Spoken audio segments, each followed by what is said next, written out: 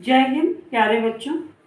आज हम मनुष्यता कविता जो कि राष्ट्रकवि मैथिली शरण गुप्त द्वारा रचित है, इसके 5वें पद्यांश की व्याख्या आपके सम्मुख प्रस्तुत करने जा रहे हैं।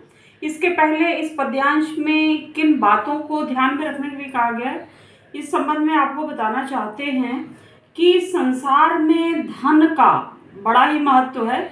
ये सभी लोग जानते हैं। धन यदि आपके पास है तो आपको ऐसा प्रतीत होता है कि हमारे पास और कोई न हो, हम धन वैभव के सहारे अपना जीवन पूर्ण रूप से व्यतीत कर सकते हैं, क्योंकि आज के युग को अर्थ युग कहा गया है। किंतु जब यही धन हमारे मनोमस्तिष्क पर आवश्यकता से अधिक वो प्रभाव डालने लगता है तो वहाँ पर अहंकार की उत्पत्ति हो जाती है, और अहंकार ही हमारे विनाश का, सर्वनाश का कारण होता है। तो कविश्रेष्ठ का ये कहना है, रहो न भूल के कभी मदांध तुच्छ वित्त में। वित्त का अर्थ होता है अर्थ यानी धन। सनाथ जान आपको करो न गर्व चित्त में। इन दो पंक्तियों के माध्यम से मैथिली शरण गुप्त जी ने हमें सचेष्ट किया है, सावधान किया है कि हम आज के इस युग में, चाहे जिस युग में हमारे पास अकूत धनराशि हो और हम अत्यंत वैभवशाली, धनशाली भले न हो, लेकिन हमारे मनोमस्तिष्क पर धन का प्रभाव बिल्कुल नहीं पड़ना चाहिए। क्योंकि यह जो धन होता है, जब आवश्यकता से अधिक हमारे पास हो जाता है तो हमारे मन में ऐसा अहंकार छाता है कि हम उसके मद में, उसके नशे में, उस गर्व में हम परिपूरित हो जाते हैं।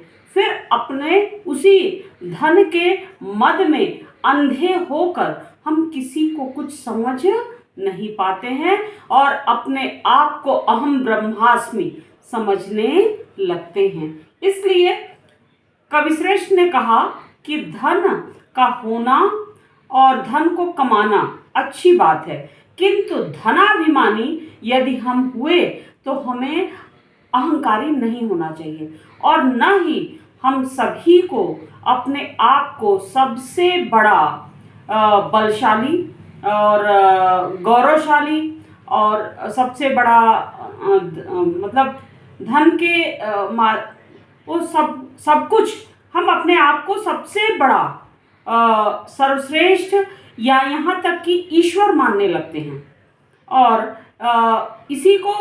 इसका गर्व हमें कदापि नहीं करना चाहिए। यदि हम ऐसा करते हैं तो फिर आगे क्या होता है वह ईश्वर जानता है। जो धनाभिमानी हुआ वह पतन के गर्त में अवश्यम भावी गिर जाता है। आगे कवि का यह कहना है, प्रश्न अलंकार के माध्यम से, अनाथ कौन है यहाँ। वह सभी धनाभिमानियों से यह प्रश्न पूछता है कि इस धरती पर, इस संसार में कौन है अनाथ। कोई भी अनाथ नहीं है, क्योंकि त्रिलोकनाथ साथ हैं।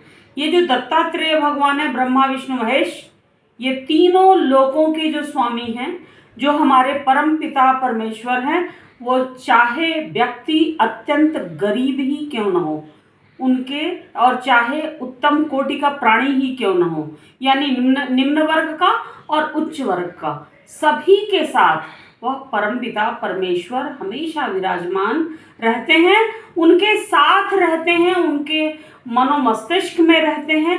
इसलिए किसी को अनाथ समझकर स्वयं को सबसे बड़ा नाथ नहीं समझना चाहिए, क्योंकि सनाथ कौन है, यानी कि ऐसा कोई भी व्यक्ति नहीं है जो कि प्रभु उसके आसपास न हो, क्योंकि हम सभी लोग उस परमपिता परमेश्वर की, हम सभी लोग चाहे निम्न वर्ग के हों चाहे उच्च वर्ग के हों, हम उनकी संतान हैं। हम सभी के परमपिता वह परमपिता परमेश्वर हैं।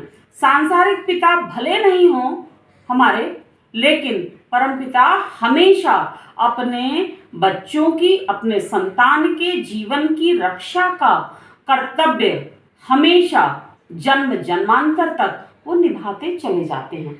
आगे कवि ने कहा, दयालु दीन बंधु के बड़े विशाल हाथ हैं। वह परमपिता परमेश्वर के 3 महत्वपूर्ण गुण हैं। वो क्या हैं?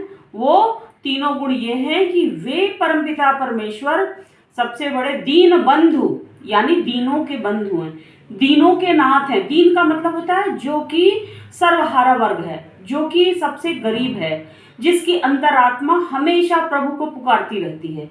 दीन बंधु, दीनानाथ और दीनन के हितकारी हैं। उनके हित को हम कभी भूल ही नहीं सकते। दीन बंधु, तो उनका हृदय कैसा है? अत्यंत दयालुता के भाव से परिपूरित है। तो दीन बंधु हैं, दीनानाथ हैं, दीनन के हितकारी हैं। उनके हाथ बड़े ही विशाल हैं। तात्पर्य यह है कि प्रभु गरीबों की सहायता के लिए भले ही स्वयं साक्षात रूप में भले ही सामने ना आए, लेकिन अपने किसी प्रतिनिधि को अवश्य उन गरीबों के पास, उन अनाथ प्राणियों के पास, दुख दर्द में पीड़ित तमाम कंटकाकीर्ण रास्ते पर संकटों को देखते हुए वो जरूर अपने प्रतिनिधि को सहायता के लिए भेज देते हैं। इसलिए हमें हमारे अंदर सेवा का भाव, समर्पण का भाव, त्याग का भाव और परोपकारिता का भाव अवश्य होना चाहिए।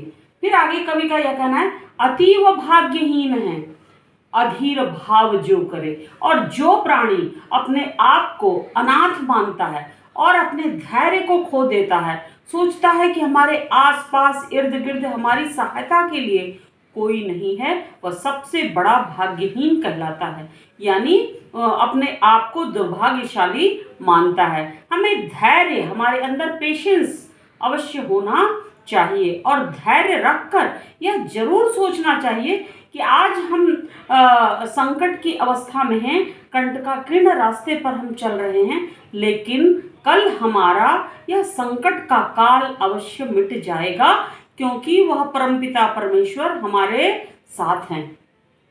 वही मनुष्य है कि जो मनुष्य के लिए मरे, जो वही मनुष्य वास्तविक मनुष्य कहलाता है, जो मनुष्यता की रक्षा करते हुए सभी जीवधारियों के जीवन की रक्षा का संकल्प लेकर उसकी सहायता करता है। यहीं पर इस पद्यांश का समापन होता है और आप सभी लोगों को अच्छा लगा हो तो आप जरूर उसको लाइक और सब्सक्राइब कर दीजिएगा। धन्यवाद।